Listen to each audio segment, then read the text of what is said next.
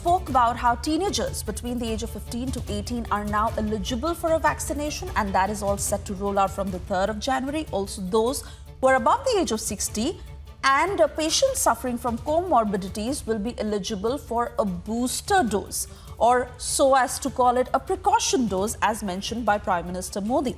Now, over the next 1 hour, top medical experts from across the country are joining us to answer all your questions that you have on a booster dose, what exactly will be given out to people and how it should be given out. I'd also like to introduce our panel. Dr. Rahul Bhargava, Principal Director, Institute of Blood Disorder and Bone Marrow Transplant, FMRI. Also with us on the broadcast will be Dr. Nandita Palshetkar. She's a consultant at Leelavati Hospital. Dr. Sanjeet Sasidharan, who's the head critical care Fortis SL Raheja Hospital. And last but not the least, Dr. Harish Shetty, a renowned psychiatrist, and of course will be answering all our questions on how exactly is one to really deal with this. Thank you, all of you, for joining us on the broadcast. Dr. Rahul Bhargava, if I can start with you first. Obviously, we've been talking about this for very many days, and Republic has been leading this campaign because Omicron especially has fueled apprehensions for a surge in cases and a possible next wave that we may see in a few days, especially the rapid rate at which the variant spreads.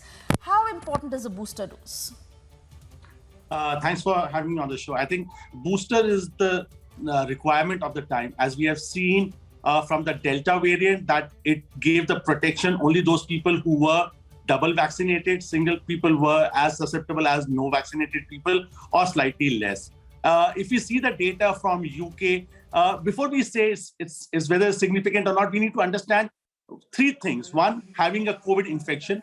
Second, having a COVID infection leading to a severe infection, leading to hospitalization or need for hospitalization. And the third is leading to death. It means COVID infection leading to hospitalization leading to death. So if we understand from the data coming from UK and US, though the numbers have surged up, 180,000 in US and 120,000 in UK, the death rate has not surged up, as well as the number of hospitalization has not gone up. And that is why, because these people and these countries, 95% vaccination of single dose in UK, 85% dosing second doses, and 35% having a booster dose. It means the Omicron might be more infective, but if you are boosted up with a booster or a protection dose, the chances of hospitalization, thus leading to overwhelming surge of patients, of numbers of patients coming to the hospital, thus overwhelming the external internal capacity of the hospitals, and leading to deaths might come down. And that's where we need. And if you see the number of people which are stacked up, the 90% people who have received 1 vaccine, it means there's still around 9 crore people who have not received a single dose. We have got 30 million kids who have not received a single dose between the age group 2 to 18 years of age. And there are above 3 to 4 crore people above who received the vaccination in the month of January, February, and March. We were predominantly elderly age group, above 60 years of age, and healthcare workers. So these are all susceptible people who might get into a trap of getting an Omicron and might get a severe disease. Right. And that is why the government has taken the apt decision of boosting up. And remember, friends, and whosoever is a listener, those numbers which you keep on checking on the antibody titer has got no values. In Gurgaon itself, we have got patients whose titers were 2,000 and still they got corona. Getting corona is one thing, getting a severe disease and death is one thing. And the booster is exactly going to do is to prevent the hospitalization as well as the death. Dr. Bhargava, you've mentioned a couple of points, and which is why I want to break it down and talk about each in detail. And also for our viewers, the number is of course on the bottom of your screen. So please feel free to call if you have any question from either of our panelists. Also in the meanwhile, Dr. Palshetkar, if I can get this to you, because Dr. Bhargava mentioned, and the fear also is that the antibody level drops after about 6 months after receiving the second dose. So ideally, what is the right time to get the booster dose? And also experts are of the belief that the focus right now is on vaccinating the entire population, but it should equally be on the booster dose shot. What do you have to say? See, personally, I think we have to understand that the Covishield vaccine, which we have taken, has a limited period. So it definitely, the effect does wane after 6 months to 9 months. And in fact, there was a very disturbing study which was published a couple of weeks ago, which said it's only 3 months. I think it's very, very important, because all the people who were vaccinated the first time were the healthcare workers, the frontline workers, and they are the ones who need protection. So definitely, I feel it was the correct time to give the booster dose. I understand the country's priority in finishing all the vaccinations for everybody before starting the boosters. They also had the priorities. But with this fear of Omicron looming over all of us, I think they have taken into account that the frontline workers need to get the boosters and they need to be fortified, because as Dr. Bhargava said, it could be an overwhelming to the whole system that we may not be able to deal with the sheer numbers because of the rate of infectivity of this virus.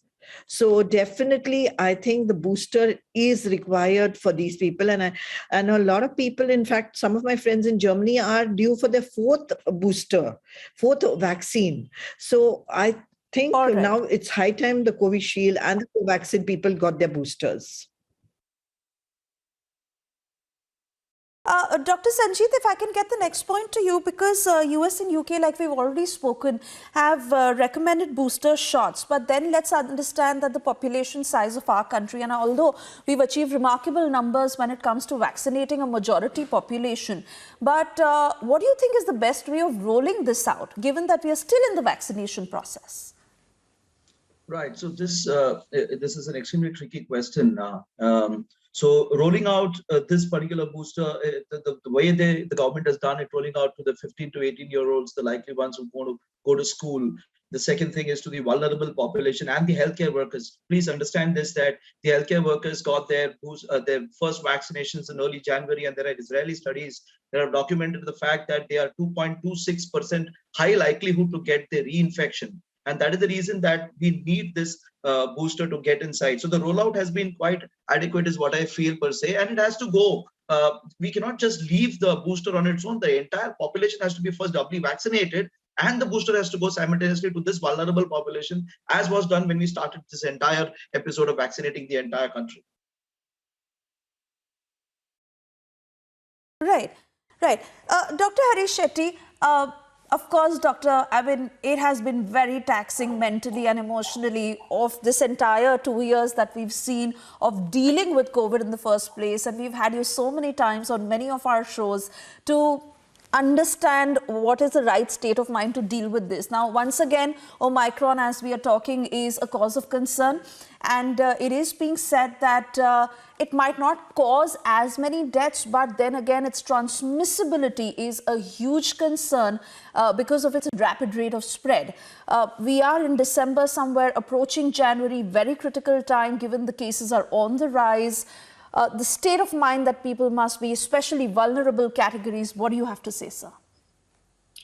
I think the Prime Minister said many things yesterday, and one of the most important things he said was, Delta was a thunderstorm, Omicron is a drizzle, but still wear your raincoats and your umbrellas, have your umbrellas. He also calmed down the entire audience, and he was a fear extinguisher for the country as a papa figure. Third is, he showed the disaster preparedness of the entire country by telling us that we all have all those things which are required. And the fourth is the strong resolve. I would say that keep continuing your work, wear your raincoat or have your umbrella, because Omni variant is there.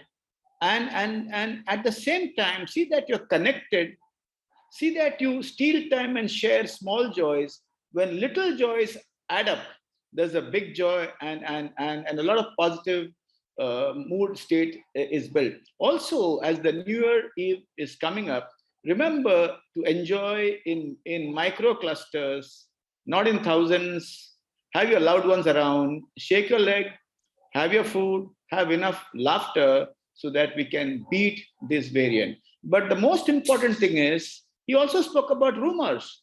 So the best way to battle rumors is to give clear guidelines to the people continuously by the Prime Minister and the other stakeholders in the state, and also by calming down now and seeing to it that all the chief ministers who have been giving Facebook talks and talks elsewhere add a mental health component, call a mental health professional to talk to the people of their states and keep the data going, keep facts going, and also be fear extinguishers at the same time, build resolve, and show the country that we are prepared for this disaster, not by a rara thumping of the chest, but by facts which are very, very encouraging and hopeful. Absolutely, Dr. Shetty. More important to be precautious than panic.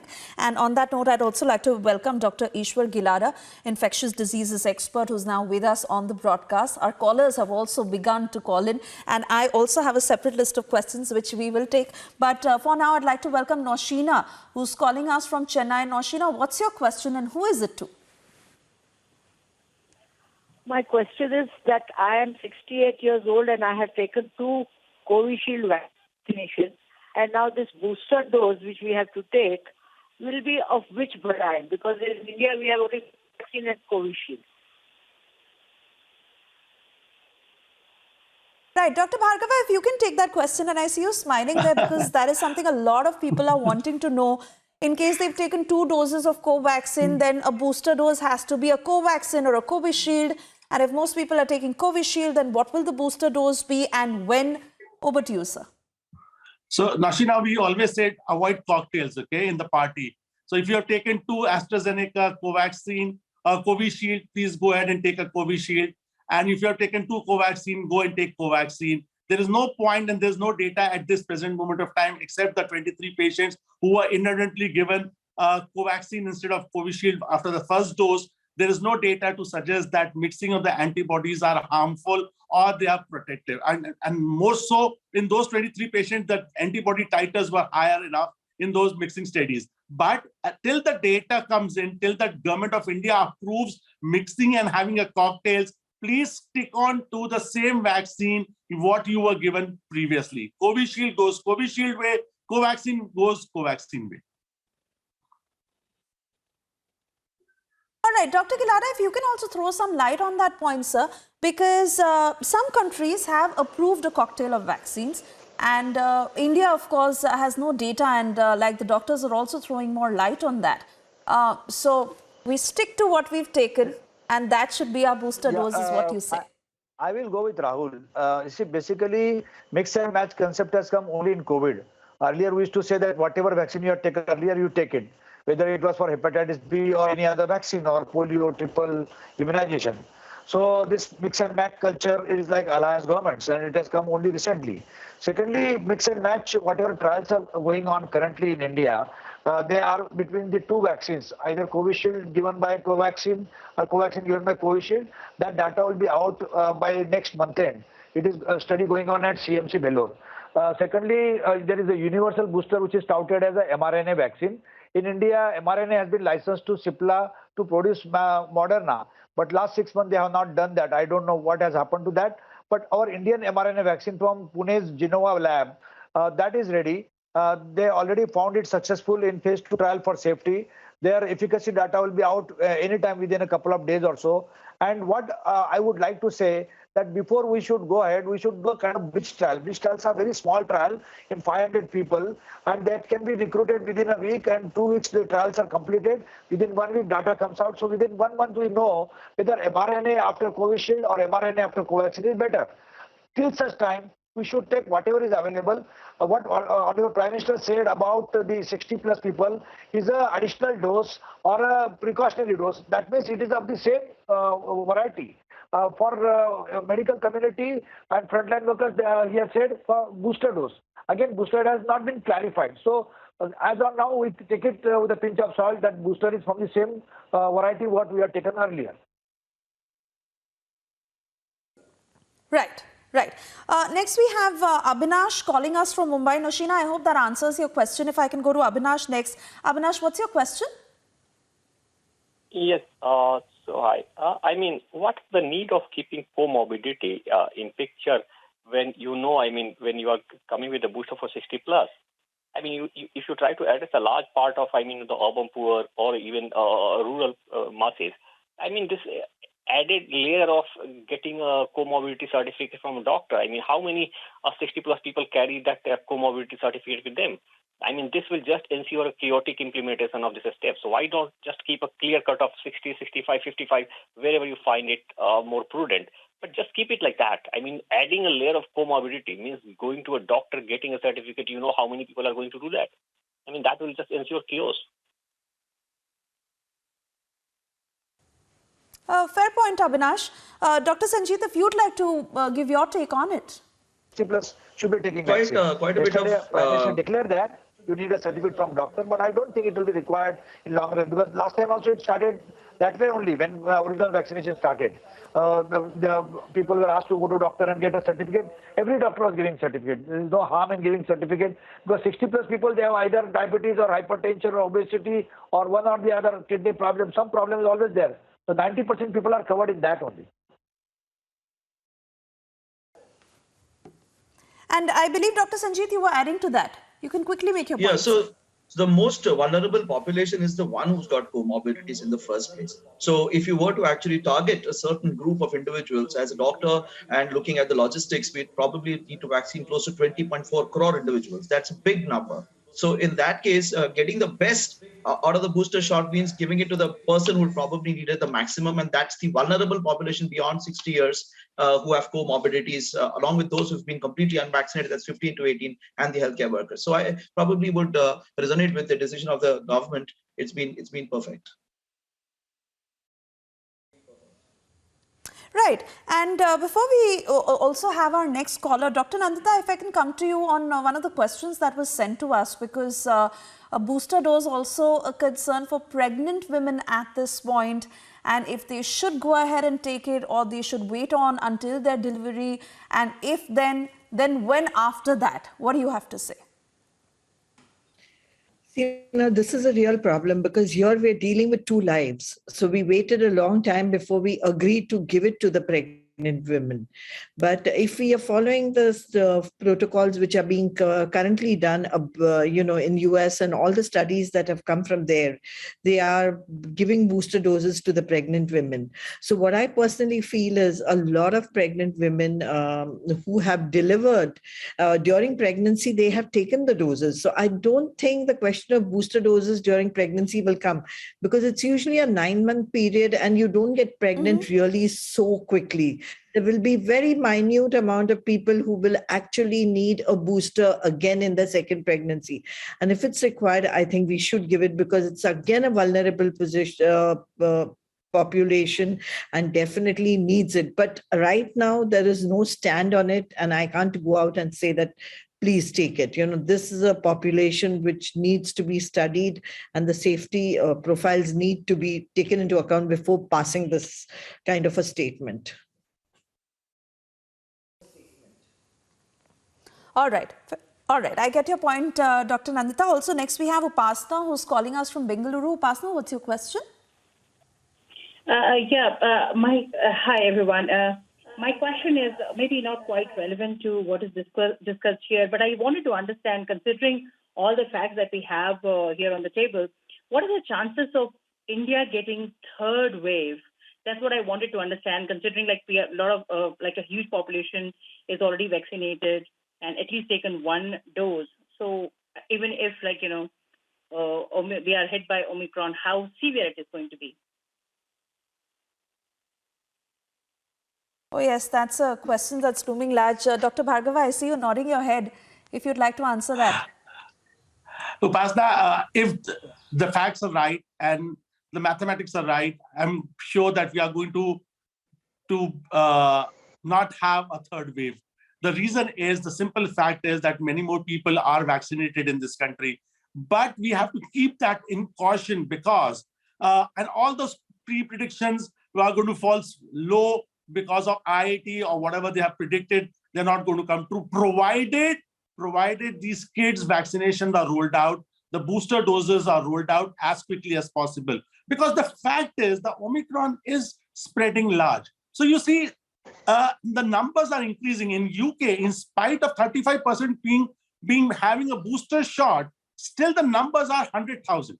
It means they are detecting more. So I was talking to my colleague in US. They have got 180,000 people coming positive, and that means that testing rate is so high, and they're doing the genomics onto the testing. That's why they're able to pick it up. So you see, Indian scenario, when you say 450 people, that could be 10 times lesser than what we might just be having. And this is going to spread fast. It spreads fast. This doubling time is 1 to 3 days, approximately 2 days. So you see the numbers, when you say the number of positivity, as you start testing more, you start seeing a wave.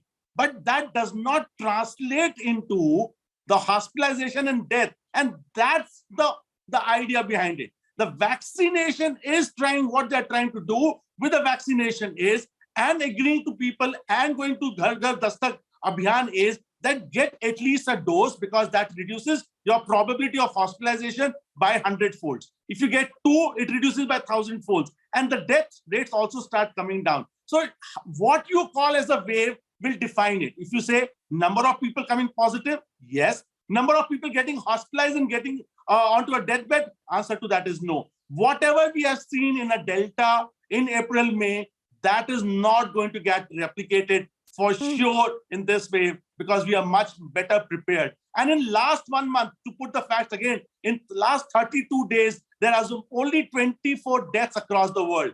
And that to 12 in UK, 2 in Texas, 2 in South Africa, and a couple of more here and there. But you see, the number of deaths have not increased in those people who are vaccinated. So it will define, the way will be defined of what you want to define as in terms of positivity. If you increase your testing rates, you start contact tracing, probably yes, but not in the hospitalizations or in deaths. And I think it is still important to put out that message, doctor, that we have to follow all the COVID norms and be extremely precautious. On that note, doctors, I want to tell you all that we have a lot of callers calling in. Upasna, I hope that answers your question. But at the moment, we have to slip into a short commercial break. We'll be back on the other side with our panel of guests. Stay with us. Thank you for staying with Republic. Our discussion on a booster shot continues with all our panelists who are with us on the broadcast. And for all our callers, the number on the bottom of your screens, if you have any question with one of our doctors on the panel. If I can come to you, Dr. Ishwar Gilada, because there are certain reports that have surfaced where it is being said that healthcare workers are getting booster shots at private hospitals, but because it is not eligible on the side of the center right now, so it may not be counted on the certificate, and that is important at a future point in case they want to travel. So are you of the opinion, sir, that healthcare workers and the vulnerable categories that we are talking about should now be allowed the booster dose, and then it should also be accounted for on the certificate? See, whatever people are getting booster now, that is illegal. It is not even a part of any immunization program. They're taking because of 2 things. One is they are scared and they wanted to have anyway booster because of studies here and there. Secondly, a lot of private hospitals have extra doses with them, which they are not able to exhaust. And they have purchased that. So they are offering. They are not mere offering to doctors, but they are offering to other people. And somehow people are taking it. So any of those boosters or third doses, they are not part of immunization program. That will not be entered any time. And when it is made available, there will be a 4th dose for them. So we do not know what is the effect of 4th dose. So I think if anybody has by mistaken or by deliberate action taken the dose, should not take a 4th booster dose if it is of the same variety. If at all there is a mRNA or something is made after some time, then they can take it. So these kind of studies are not done anywhere, except in the conditions where they are severely immunocompromised, where first dose, second dose, that increases immunity by 10-20%, then third dose, another 10-20%, again it comes down, again 4th dose. So that they have done only for severely immunocompromised. But for routine purpose, whatever people are taking, that is illegal. They should not have done that. If the hospitals are giving, that is also illegal. They should not have done that. But somehow it is happening. All right, doctor, fair point. Sunita is calling us from Mumbai. Sunita, what's your question? Yeah, my question is like my daughter is 16 years old and she has a lot of food allergies and allergy to some drugs. So how can she take the vaccine? Is it safe?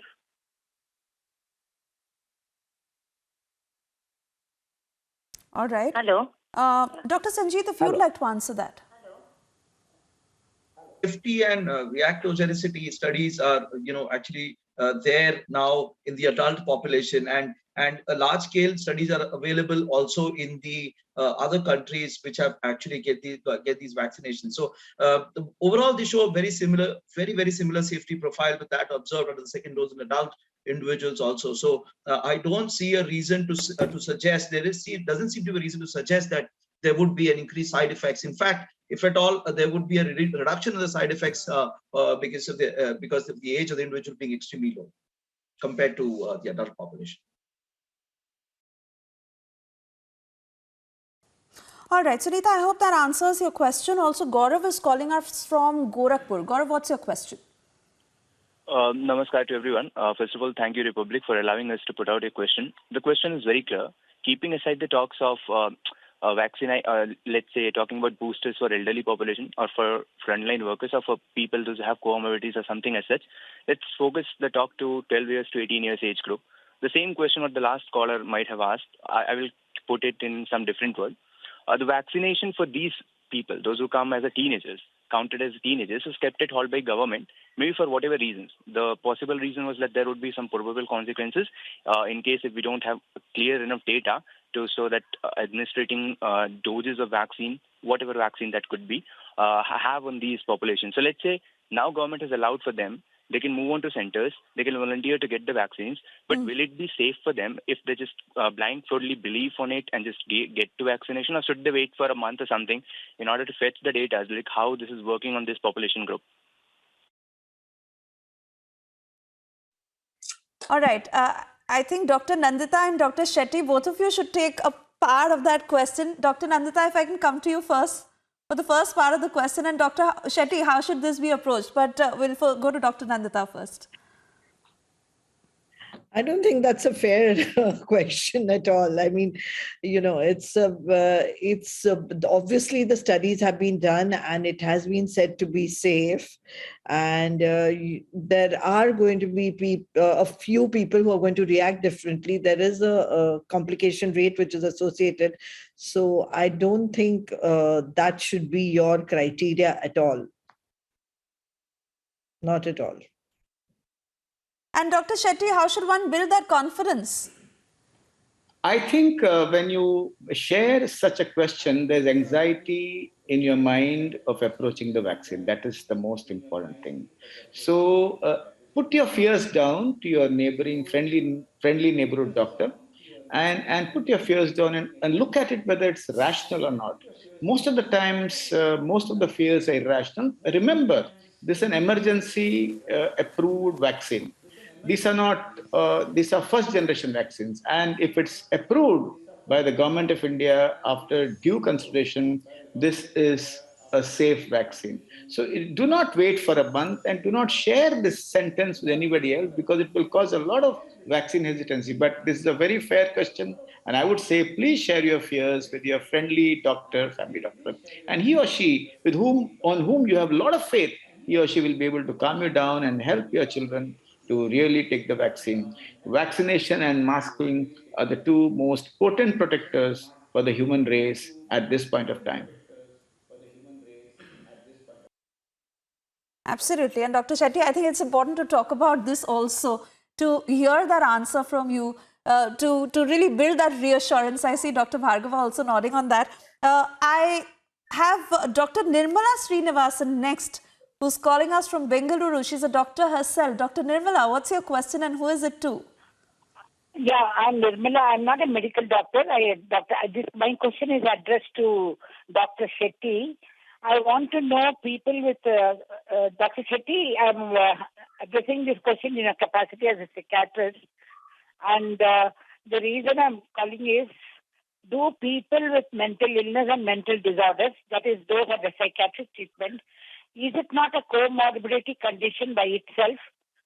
so that people with mental illness should also be put along with health workers and senior 60 plus age category to make the booster dose, their entitlement to booster dose from January 10th. This is a concern for all of us families, including me. I represent the Families Alliance on Mental Illness India. And we have started the campaign from this morning. We are also writing to the officials. But I want Dr. Hari Shetty to share his expert opinion on the clinical aspects of this, which many people won't know. I'll be grateful to you, Doctor, for explaining the clinical aspects. How is Dr. Nirmala? Yes. Dr. Nirmala, congratulations for all your good work. We know each other so well.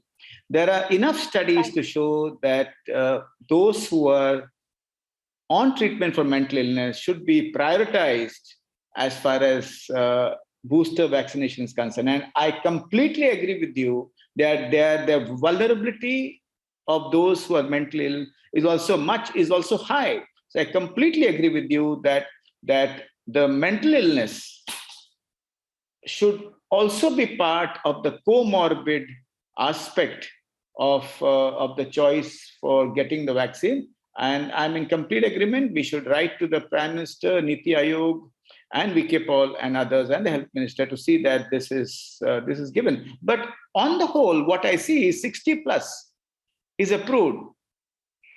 Senior citizens approved. So anybody who has a comorbidity will get approved. But when it comes to those who are under 60, we'll have to wait for the government. But we can always send a representation and talk to the government continuously to convince them that this is also a comorbidity which should be recognized and responded to. Thank you, Nirmala, for that question.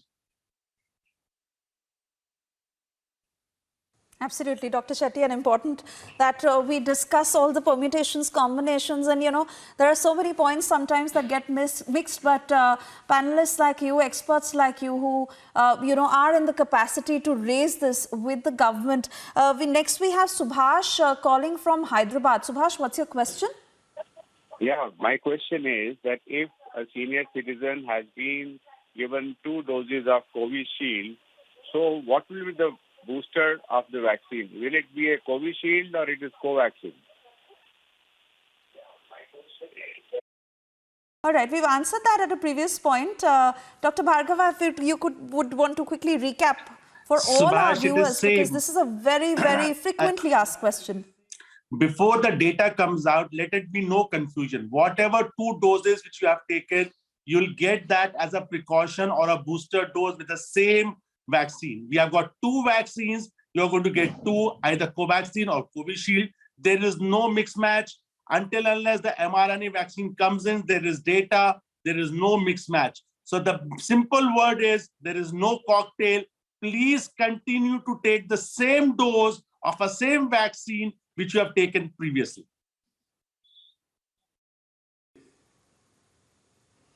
All right, I hope that answers your question, Subhash. And we are running slightly short of time, but one question again that is being asked, and if I can take that to Dr. Sanjeet, on what vaccines should be given to those between the age of 15 to 18. Now, we do sense, a little apprehension on that, of how safe it is for this age group. And of course, our panelists have spoken that, people must have the confidence to go ahead. But anything you'd like to say on that front?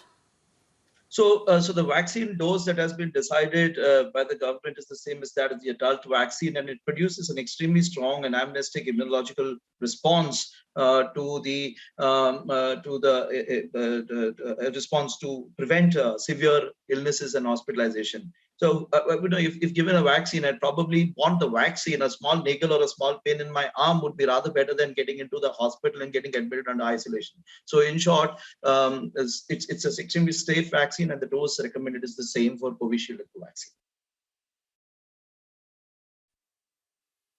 Yes, Dr. Bhargava, please make your point. So now the third vaccine, even Zydus DNA vaccine, will be soon approved for the children between 15 to 18 years of age, which is a 3 doses and is without the syringe or without the needle. So fear of needle within the kids could be high, and it's an intradermal kind of a thing which has to be given. So predominantly the Covaxin is going to be the backbone between 15 to 18 years of age at this present moment of time, till the time the Zydus Covax come in?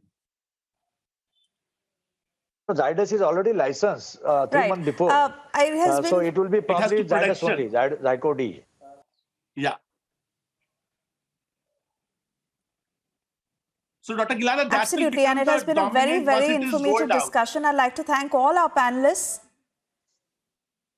Yes, Dr. Bhargava, you can make your point, sir. So it is just going to be rolled out. It has been approved. Only the production line has to be, supply chain has to be managed till the time it reaches to the last production mile to capacity was low, and probably that is the reason they approved only. Currently, they recommended for 15 to 17 or 18. Yes. 15 means actually 14, because when they calculate 15, that is as on 1st January 2023.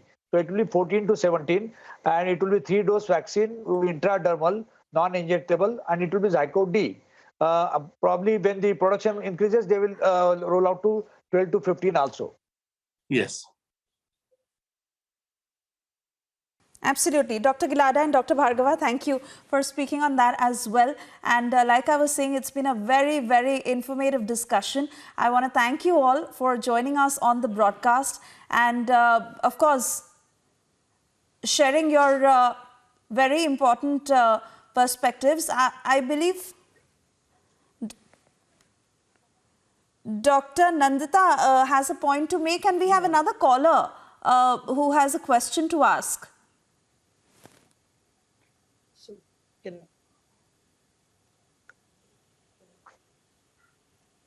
Shravan is with us on the broadcast, and Shravan wants to ask a question to our panelists.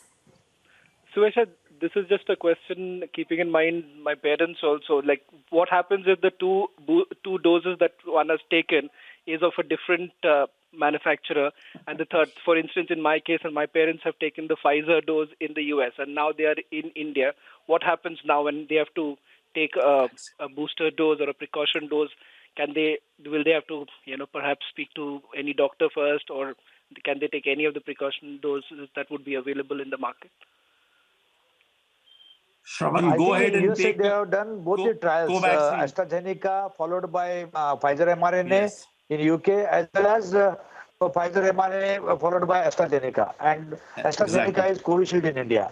So if he has already taken Pfizer mRNA, he can take Covishield, which has been already tried and proved that it is more efficacious than giving of the same variety. Even Dr. Gilada, if a Sputnik is available, Sputnik can also be taken. So either Sputnik or Covishield. So Sputnik is only on paper, and Sputnik has a first dose is different, second dose is different. And then when they supplied first dose, they did not supply second dose. So Sputnik is a problem. Secondly, in Russia, the death rate is highest in the world. So I think Sputnik is a Russian vaccine with the same number of people who are getting infected. No, 1/4 of the people getting infected than UK, but there is 10 times more than UK. That means 40 times more people are dying in Russia than UK, proportionately. That's also because of the vaccine hesitancy. Maybe, but Sputnik in India is hardly 40,000-50,000 people got it. It is not even 0.01% of the rollout. Yeah. So Covishield remains the best choice. We cannot say Covishield best or Covaxin best because we only have 2 vaccines. Though our menu shows 7 vaccines on paper, but reality there is only 2. There are only 2 vaccines. So post Pfizer vaccine or Moderna vaccine, Covishield remains the best choice for Shravan. Yeah. Because that is tried. All right, Shravan, I hope that answers your question. Approved by WHO. All of our doctors speaking. All right. I hope we can do a repeat of such a show because there are just so many questions that are coming in for our viewers and we need as much information from all your doctors as possible. But for now, we are running short of time. I hope our viewers and Shravan himself got the answer to what he was really trying to get to. Thank you once again to all your doctors for joining us on this broadcast. We step into a short break.